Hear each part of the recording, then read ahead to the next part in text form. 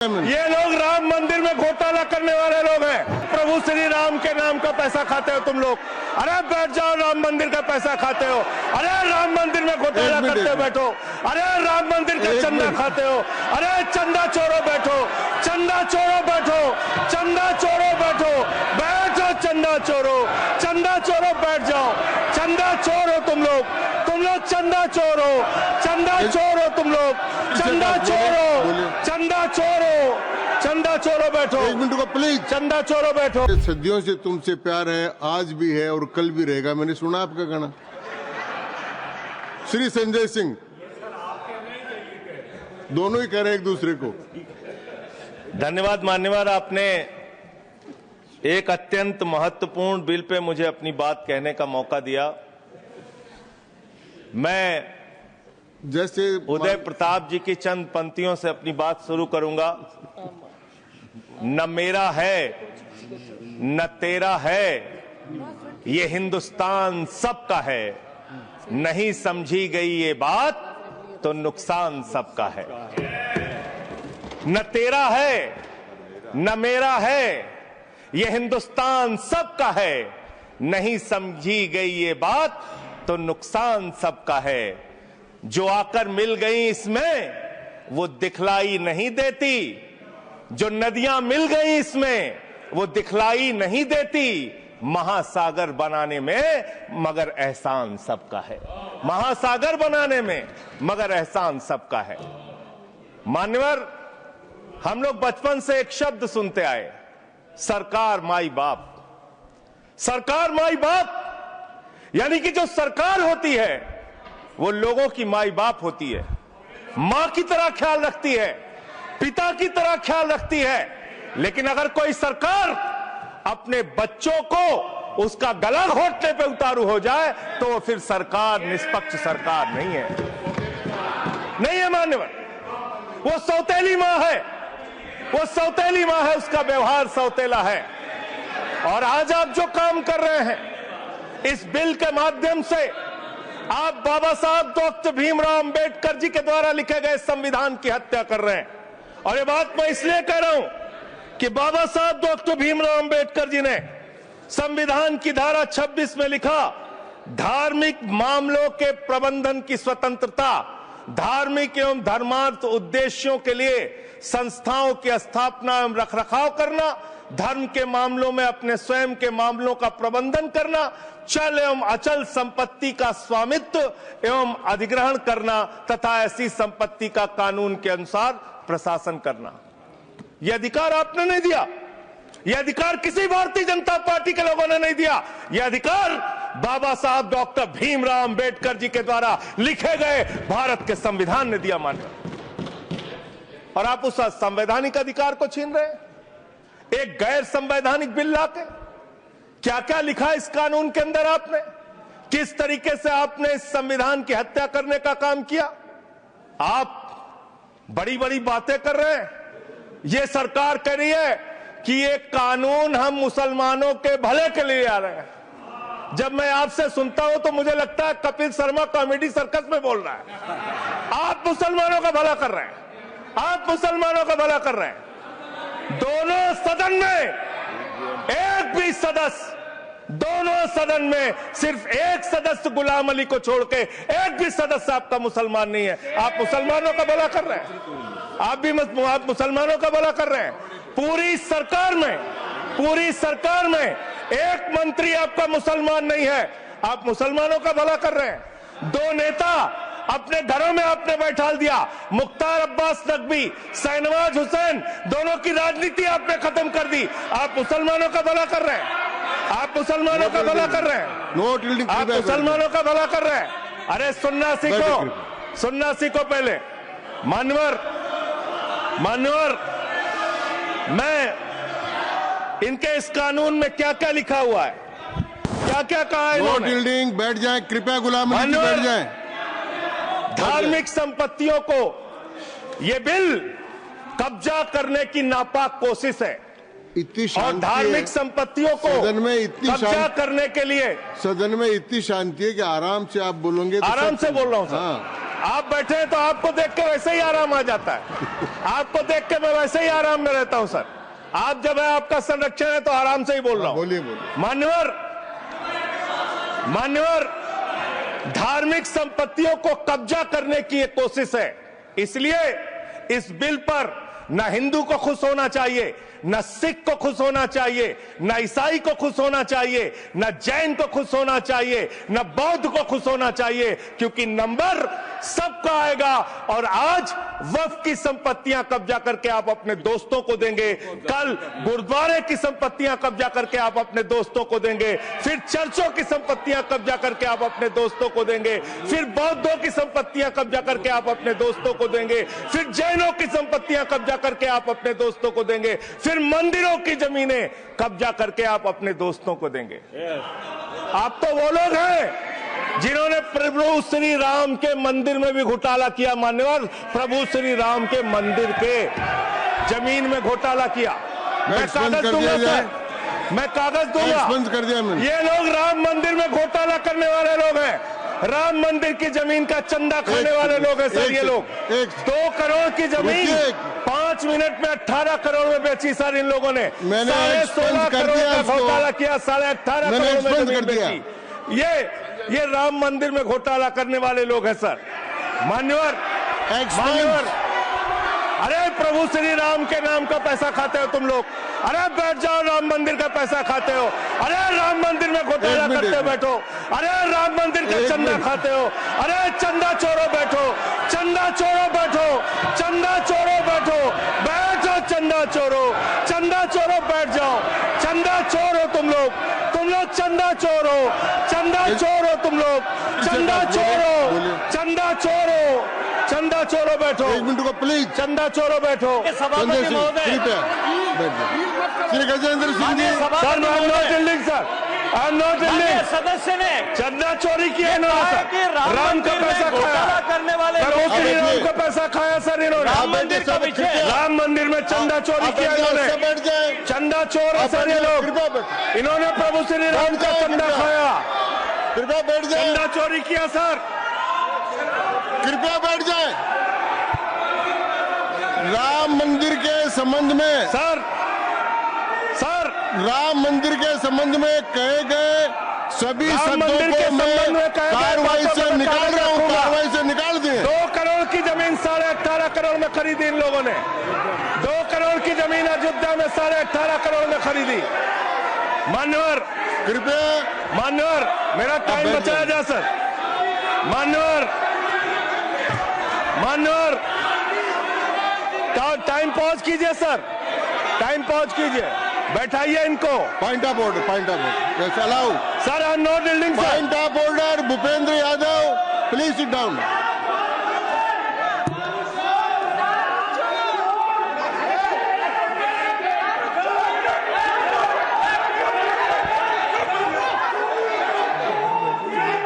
भाई point of order मैंने दिया। आप जाइए स्थान पर, कृपया अपने स्थान पर जाएं। मैंने व्यवस्था का प्रश्न उठाने का मौका दिया भूपेंद्र जी यादव को। आप सब लोग अपने स्थान पर जाएं, कृपया अपने स्थान पर चले जाएं, कृपया अपने स्थान पर जाएं, कृपया बैठे। मैंने भूपेंद्र जी, कृपया बैठ जाएं, कृपया। श्री भूपेंद्र यादव सर, मैं पहले Bhupendra ji. Yes sir. Bhupendra Yadav sir, Madan ji Rathore कृपया बैठ जाएं। सर ये कृपया, मैंने भूपेंद्र जी यादव को व्यवस्था का प्रश्न उठाने की अनुमति दी है, लेकिन मैं पहले बता दूं कि राम मंदिर के बारे में जो कुछ इनको कहा मैंने उसको एक्सपेंस कर दिया है, वो कार्रवाई का हिस्सा नहीं है। आप बोलिए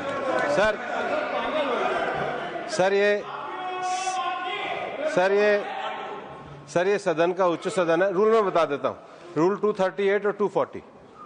आप 238 और 240, 238 and 240, you read it sir. There are sir 2 rules है, 238, 240। मेरे को बुक की जरूरत नहीं है। हाउ टू स्पीक ये 238 है सर। 240 बड़ा इंपॉर्टेंट है जी। सर कोई भी सदस्य अगर इररिलेवेंट बोलता है, अगर तो ये चेयर की पावर है कि उस सदस्य को रोक सकते हैं। जो विषय डिबेट से जुड़ा हुआ नहीं है, जो विषय सदन से जुड़ा हुआ नहीं है, इररिलेवेंट विषय को आपको रोकने का अधिकार है। जो सदस्य संजय सिंह जी बोल रहे थे वो इररिलेवेंट है। तीसरा एक और विषय सर, 238 में बोलने के बाद जो असंसदीय शब्द है, किसी भी पार्टी के बारे में, किसी के बारे में जो असंसदीय शब्द है वो बोले गए हैं तो उसकी भर्त्सना भी हाउस पूरी तरीके से करता है, माननीय हटाता है। माननीय Tiruchi Shiva, Sir, I also stand on the. please, I am allowing Mr. Tiruchi Shiva. I also stand on the same rule, sir. 238 and 240. You didn't quote 238. You remember 240, but 238 you are well versed, I know, but you are not quoted. Nothing refer, only the rule number. Yes, yes. Refer to any matter of fact on which a judicial decision is pending. No. Make a personal charge against a member. No. Please. What is? Please. Kindly listen. Hello, please. I'm on a point of order. I'm on a point of order. I'm on a point of order. Point of order आपने allow किया है। What is that? Point of order आपने allow किया है। Rule 240. बैठ जाए। Sir, सुन ले एक बार। sir. मैं एक निर्णय मुझे करना, आप तो सुन तो लें। आप बैठे। Mr. Vice Chairman, only 240.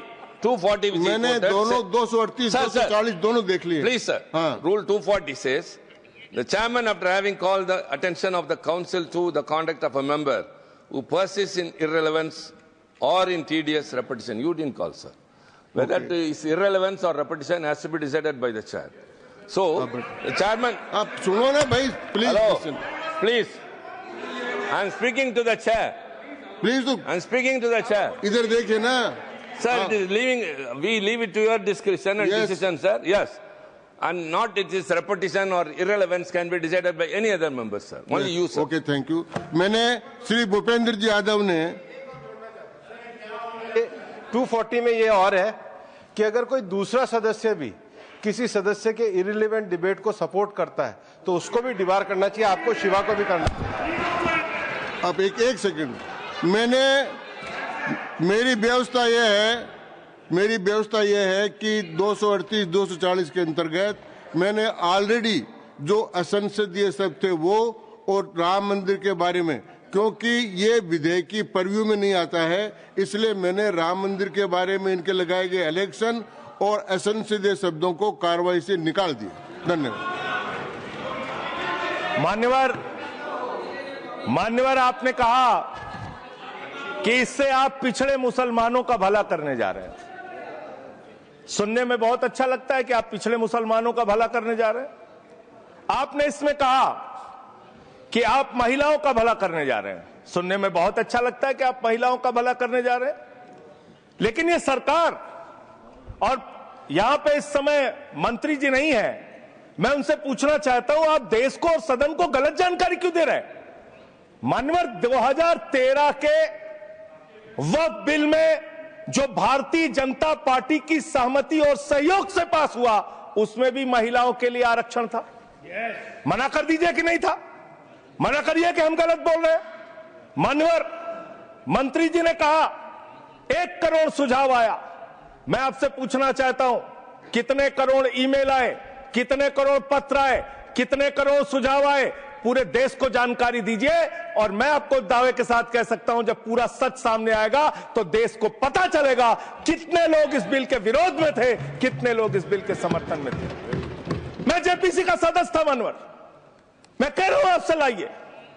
और आप पिछड़े मुसलमानों का भला करना चाहते हैं, मैं आपसे हाथ जोड़कर निवेदन करता हूं, विनती करता हूं, और हमारे जो मित्र उधर भी हैं, अगर आप मेरी बात से सहमत हैं तो समर्थन करना। समाज में छुआछूत को, बीमारी को मिटाने के लिए चलिए उठाते हैं कदम, और अगले सत्र में एक बिल लेके आइए। जितने भी हिंदुओं की कमेटियां हैं, ट्रस्ट है, बोर्ड है, उन सारे ट्रस्ट और कमेटियों में 80% आरक्षण दलित, आदिवासी और पिछड़े हिंदुओं को दीजिए। मैं समर्थन करूंगा आपका, माला पहनाऊंगा आपको। आप पिछड़ों का भला करने की बात करते हैं, आप दलितों का भला करने की बात करते हैं। आपकी मातृ संस्था आरएसएस 100 साल तक आपने एक भी दलित, पिछड़ा और आदिवासी, एक भी महिला को आज तक आरएसएस का प्रमुख नहीं बनाया। आप दलितों और पिछड़ों और आदिवासियों की आरएसएस के बारे में अलग करने की बात करते कर हैं। माननीय, इस बिल में क्या लिखा है? आप जो भी बातें इस विधेयक के अलावा बोलेंगे उन सबको मैं एक्सप्लेन करूंगा। ये सच नहीं है? क्या ये सच नहीं है? सर मेरा टाइम रोका जाए। और सर बिल के बारे में बात करते हैं। माननीय मंत्री जी ने कहा आज आप इस बिल को पास कर रहे हैं, आज आपका सीना चौड़ा हो रहा है, आपको लग रहा है एक धर्म के अधिकार को आप छीन रहे हैं। नहीं, कल को आप सभी धर्मों की धार्मिक संपत्तियां छीन के आप अपने दोस्तों का देने का काम करेंगे। मैं फिर इसको दोहरा रहा हूं और फिर इसको कह रहा हूं कि आप ये करेंगे, धार्मिक संपत्तियों के कब्जा करने का काम करेंगे। और किसी गलतफहमी में मत रहिए। आपको लोकसभा के चुनाव में मात्र 36% वोट मिला है। इस देश की 64% आबादी आज भी आपके खिलाफ है, आज भी आपके खिलाफ खड़ी है। किसी गलतफहमी में मत रहिए। बड़ी बड़ी सत्ता उखड़ गई और चली गई। मान्यवर, आपने इसमें लिखा बिल के अंदर कि वक्फ कमेटी के अंदर गैर मुसलमान इसका सदस्य बन सकता है। आप क्या गुरुद्वारा कमेटी के अंदर गैर सिख को मेंबर बना सकते हैं? क्या ईसाई कमेटी के अंदर गैर ईसाई को सदस्य बना सकते हैं? क्या बौद्धों की कमेटी के अंदर गैर बौद्ध को, क्या जैनों की कमेटी के अंदर गैर जैन को आप मेंबर बना सकते हैं? और इतना ही नहीं, क्या आप हिंदुओं के ट्रस्ट में, मंदिर के ट्रस्ट में आप क्या गैर हिंदू को मेंबर बना सकते हैं? नहीं बना सकते, नहीं बना सकते। आप एक झूठ फैला रहे हैं देश भर में, देश भर में झूठ फैला रहे हैं। आप कह रहे हैं ये मैं पढ़ रहा हूं राम मंदिर का, सर, राम मंदिर ट्रस्ट। झूठ शब्द असंसिद्धि है, जो असंसिद्धि शब्द उनको निकाल दीजिए। सत्य से परे, सत्य से परे। सर ये प्रभु श्री राम के मंदिर का ट्रस्ट, मैं इसका समर्थन करता हूं। नहीं, आप सर मैं इसका समर्थन कर रहा हूं। ये सब्जेक्ट नहीं है सर, समर्थन कर रहा हूं। सुन तो लीजिए, आप कहे से नहीं सुनूंगा। डिस्ट्रिक्ट मजिस्ट्रेट प्रोसीडिंग में नहीं आएगा। सर मेरी बात तो बिल्कुल नहीं आएगा। सर मेरी बात सुन लीजिए। घनश्याम जी प्लीज, चेयरमैन साहब, district magistrate of Ayodhya will be ex officio trustee who will be a practising Hindu. If the DM is not Hindu, then additional district magistrate will be an ex officio member of the trust. हम इसका समर्थन करते हैं sir. Hindu धर्म के trust में हिंदू को member होना चाहिए, आपने लिखा, हम इसका समर्थन करते हैं। लेकिन आप दूसरे धर्मों के ऊपर कह रहे हैं। कल को आप गुरुद्वारा कमेटियों में कहेंगे सिख नहीं, दूसरे धर्म के लोग इसमें आएंगे। कल को आप जैन कमेटियों में घुसड़ेंगे, बौद्धों की कमेटियों में घुसड़ेंगे। ये बात गलत है, ये पूरी तरीके से गलत है।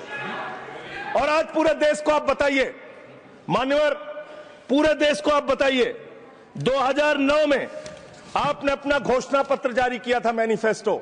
ये मैनिफेस्टो आपका लेके आया हूं, ये तो आपका डॉक्यूमेंट है, मेरे घर नहीं बना।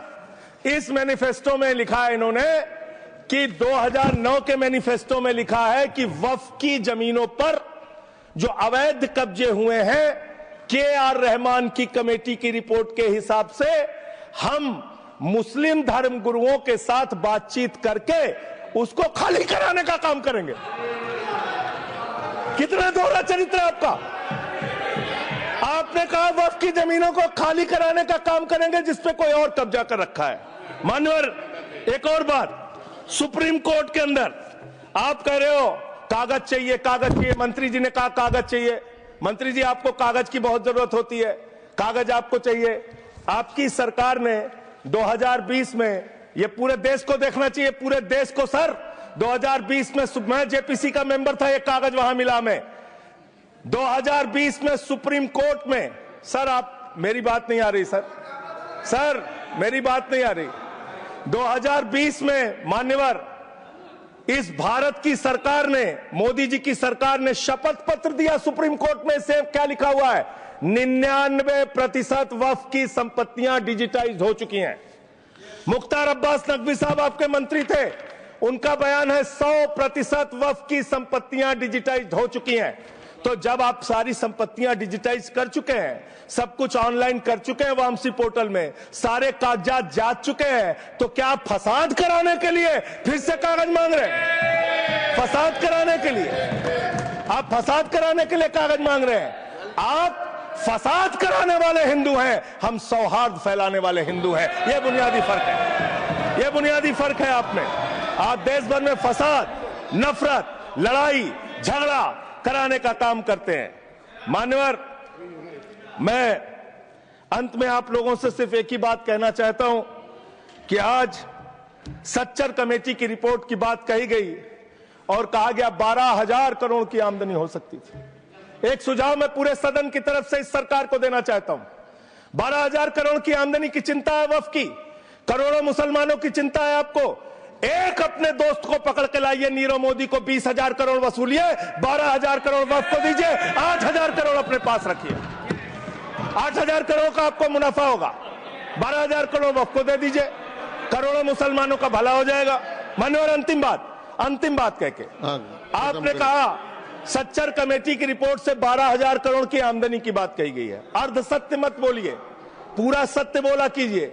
सुविधाजनक सत्य मत बोलिए, पूरा सच बोला कीजिए। मंत्री जी, इसमें लिखा हुआ है सच्चर कमेटी की रिपोर्ट में कि भारत की सरकार ने, राज्यों की सरकार ने अलग अलग राज्यों में अलग अलग जगहों पे 365 वक्फ की संपत्तियां कब्जा कर रखी हैं। आप उसके बारे में नहीं बताते, आप अर्ध सत्य बोलते हैं। मैं तो जेपीसी का मेंबर रहा हूं, मुझे सब पता है।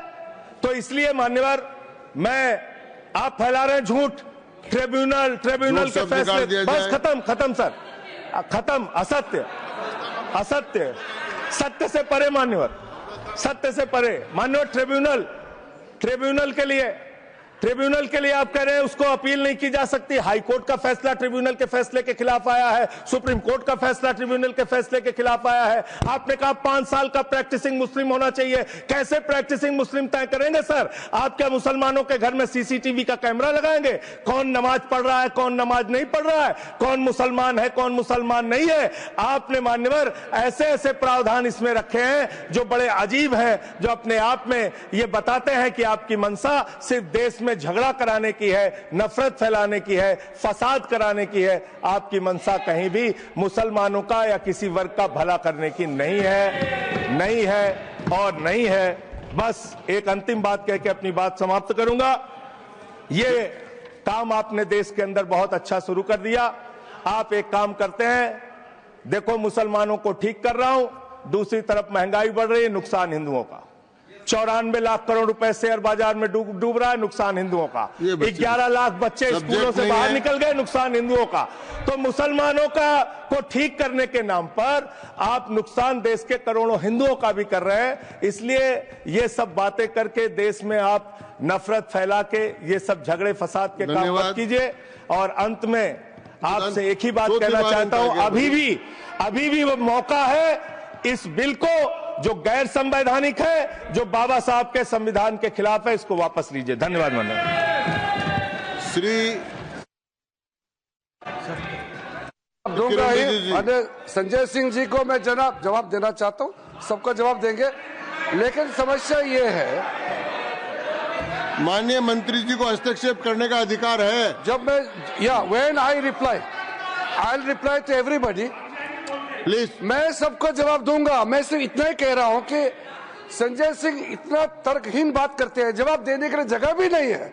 वो पॉइंटलेस बात करता है, बिल से संबंधित नहीं, इधर उधर का बात करता है। पॉइंट में बात कीजिए, मैं जवाब दूंगा बाद में।